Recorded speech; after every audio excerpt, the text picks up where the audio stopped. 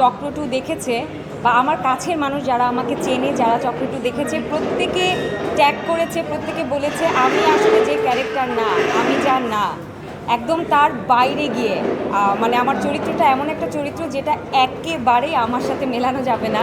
তো করতে গিয়ে অনেক ডিফিকাল্টিস এসেছে, কিন্তু ভিকি যায় তার হাতে পড়লে আপনি মানে না পারা কাজগুলোও পারবেন, কারণ উনি এই ক্যারেক্টারটা, আমি যখন জানতে পেরেছি যে আমি এই ধরনের ক্যারেক্টার করছি, তখন উনি আমাকে কিছু ডকুমেন্টারিজ, কিছু মুভিজ, সিরিজ, কিছু ক্যারেক্টার যেন আমি ডেভেলপ করতে পারি নিজের মধ্যে, তো এগুলো দেখতে বলেছিলেন। আমি প্রচুর পড়াশোনা করেছি এই ক্যারেক্টারটা প্লে করার আগে, এবং তারপরে সেটে যারা ছিলেন, ডিরেক্টর ছিলেন, তারা দেখিয়ে দিয়েছেন।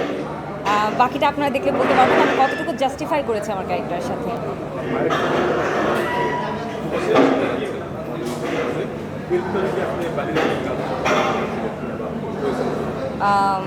পায়ের ছাপ থেকে এই পর্যন্ত আমার আসলে বাইরের কোনো কাজের সাথে আমি এখন বলতে পারছি না, কারণ নানা জটিলতা ছিল, আমার ভিসা সংক্রান্ত অনেক জটিলতাটা আমি অনেকবারই বলেছি, সেই জন্য আমি ইন্ডিয়াতে আসলে কাজ করতে পারছি না। তো বলা যায় যে একটু গ্যাপ নিয়ে আমি আবার এখানে কাজ করছি। হ্যাঁ,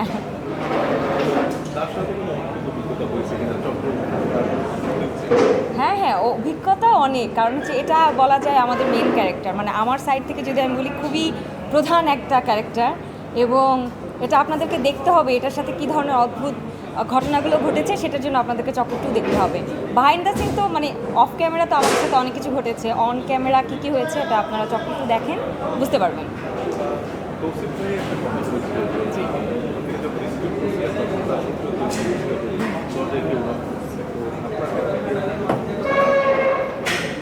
আমি আসলে আমার ক্ষেত্রে হয়েছে কি না, আমি খুব ছোটোবেলা থেকে একটু হরর, আমি ছোটোবেলা থেকে একটু হয় না ভূত পছন্দ করি না, বা আমার কাছে সবসময় মনে হতো যে আচ্ছা ভূত বলে কিছু নেই, এবং আমি নিজেই খুব হরর জনারের মুভি দেখি, সিরিজ দেখি। আমি নেটফ্লিক্স, প্রাইম, এমন কোনো জায়গা নেই যেখানে আমি ভৌতিক কাজগুলো দেখতাম না।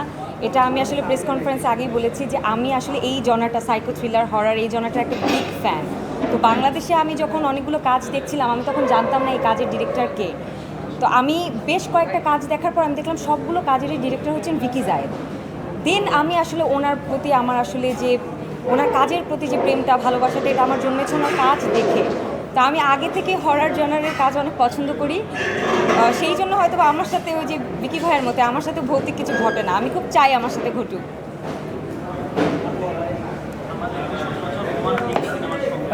আমি শুনতে পাচ্ছি না।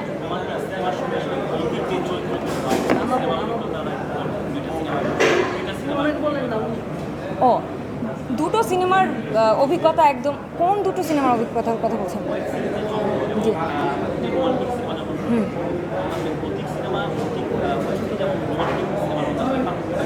ও অনেক পার্থক্য। আসলে আমরা যখন একটা রোম্যান্টিক ক্যারেক্টারে কাজ করি, আমার কাছে মনে হয় ওটা তো আসলে প্লে করাটা আমার কাছে ইজি মনে হয়। ভৌতিক কাজ করতে গিয়ে মনে হচ্ছে আপনি কিন্তু রাগ, অভিমান, ভালোবাসা খুব সুন্দর করে এক্সপ্রেস করা যায়। যখন আপনি একটু ভৌতিক ক্যারেক্টার করবেন, আপনাকে লুকসগুলো দিতে হয় একটু ডিসগাস্টিং, বা ডিসগাস্ট ক্যারেক্টারটা করাটা, বা একটু সরি অনেক গরম আমি খাচ্ছি, বা একটু ক্রিপি লুক দেওয়াটা কিন্তু এতটা সহজ নয়, যেখানে আপনি সুন্দর দেখাতে পারবেন না, রাগী দেখাতে পারছেন না, বা আপনাকে পুরোটাই এমন একটা এক্সপ্রেশনে আনতে হবে যেটা দেখে মানুষ যেন ভয় পায়, যেটা দেখে মানুষজন একটু ক্রিপি ফিল করে, ডিসগাস্ট ফিল করে। তো এই কাজটা করাটা আমার কাছে মনে হয়েছে অনেক difficult. Thank you everyone. Oh my god.